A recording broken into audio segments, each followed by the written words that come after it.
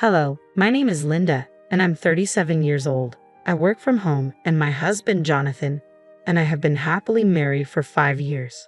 Although we don't have children yet, our dual income household allows us to savor life's little pleasures like traveling and dining out.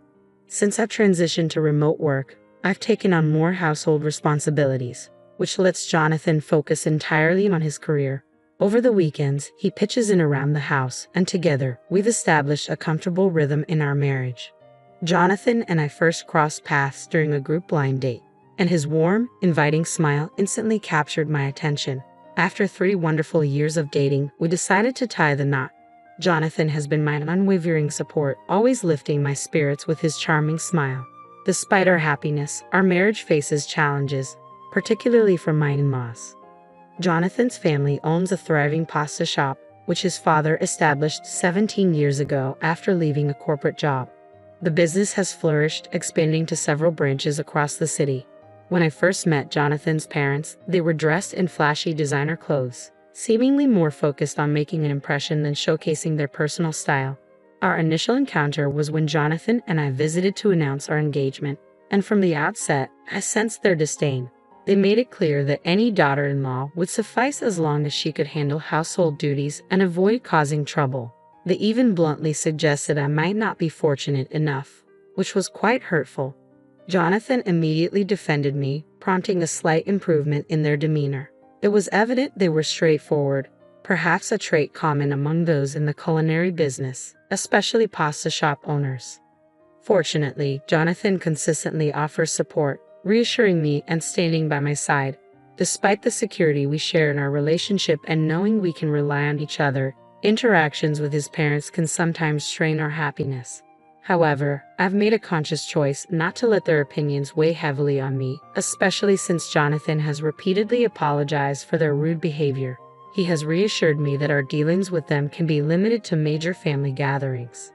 I've come to learn that Jonathan has had a long-standing strained relationship with his parents. His father, a stubborn man who struggled in traditional employment, grew arrogant after the success of the pasta shop. He often interfered with Jonathan's career decisions, demanding respect as the family's financial provider. Jonathan's discomfort with his parents led him to move out when he started college. Although he is grateful that the profits from the pasta shop helped fund his education and allowed him to secure a prestigious job, he prefers to keep his interactions with them minimal. Since our marriage, I've had very few encounters with my in-laws, which has been somewhat easy since we don't yet have children, allowing us to sidestep frequent family gatherings. We've been content in our married life, but recently my in-laws' business has faced financial difficulties. In the past, a pasta shop could thrive on good food alone, even with a gruff owner, but times have changed. Online reviews and social media now play a crucial role in shaping a business's reputation. Their shop has received numerous negative reviews, with complaints about the owner's curt demeanor and untidy service from the waitstaff becoming common. It seems their initial success led to complacency, and this has now cost them dearly in terms of customer satisfaction and business viability. Once popular dishes are now unfavorably compared to instant ramen, and negative reviews are multiplying, severely damaging their reputation. Unwilling to adapt to changing times, my in-laws' business is facing a steep downturn. They clung to outdated methods and attitudes, which ultimately led to the closure of their shops, including their flagship location.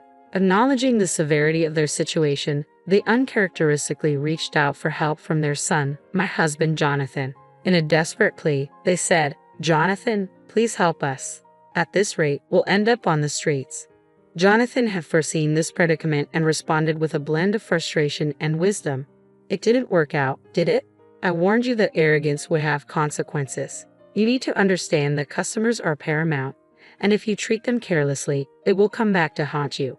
You dismissed my advice as naive before, but this mess is of your own making. You need to reflect on your actions." His stern words shocked me. They were unlike the kind-hearted Jonathan I knew. Yet beneath that firmness was a deep love and concern for his parents, a quality that only made me fall for him even more. Despite their pleas, Jonathan firmly insisted that relying on us wouldn't solve the core issue: their attitude and approach to business. Defeated by his blunt refusal, they left only to return a month later looking dejected and stripped of their luxury possessions. Even after selling everything, the debt is overwhelming. Please, Jonathan, we don't have anyone else to turn to, they begged, their pride swallowed by desperation. As my husband stood there, arms crossed, contemplating what to do next, I felt a whirlwind of emotions. While I had never been particularly fond of my in-laws, seeing them so humbled stirred a complex mix of pity and reluctance in me. Their plight highlighted the complexities of family ties and responsibilities, challenging us to navigate the fine line between support and enabling poor decisions. Witnessing their dire circumstances compelled me to suggest, Jonathan, what if we sent them a monthly allowance? My proposal caught both my husband and his parents off guard. They stared at me in disbelief. Linda, are you sure? Jonathan asked, his voice laced with astonishment. Yes, I affirmed. You've always wanted to repay them for supporting you through college, right?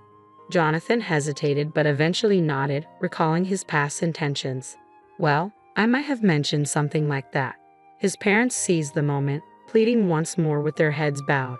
Jonathan, please, we're working hard to pay off our debts. Can you at least help with our living expenses?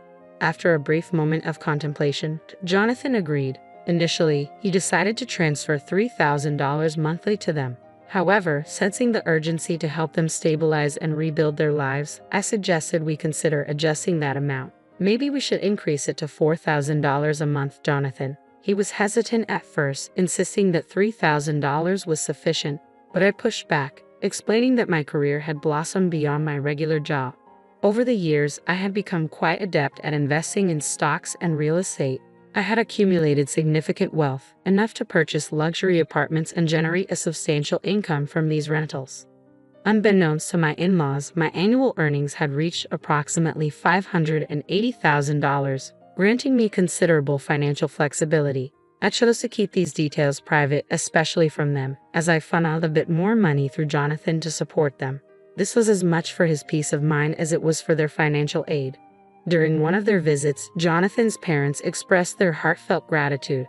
Thank you so much, Jonathan. Thanks to you, our lives are slowly stabilizing, they said, and witnessing their genuine appreciation and seeing them begin to turn their lives around was deeply satisfying.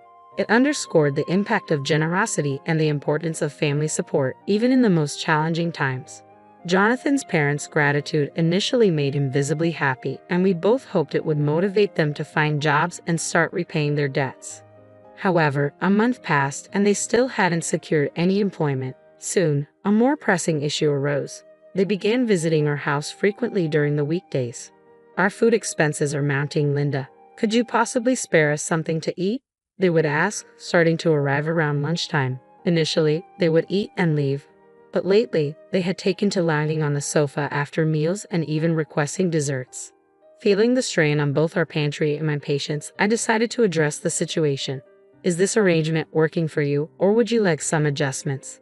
I inquired one day, my work beginning to suffer from their interruptions. I have work